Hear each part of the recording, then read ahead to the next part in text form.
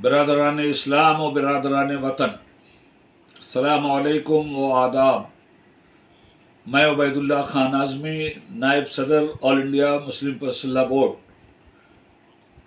مرکزی حکومت کے ذریعے لایا ہوا غیر دستوری وقف قانون کی واپسی کے لیے آپ حضرات سے اپیل کرتا ہوں کہ 30 اپریل 2025 رات کو 9 بجے سے لے کر 9:15 بجے تک 15 منٹ احتجاجاً اپنے مکانوں، دکانوں اور کارخانوں کی لائٹ کو بند کر کے اس حکومت کے غیر دستوری اور غیر قانونی وقف قانون کے خلاف اپنے آواز کو بلند کیجیے اور اپنا احتجاج درج کروائیے۔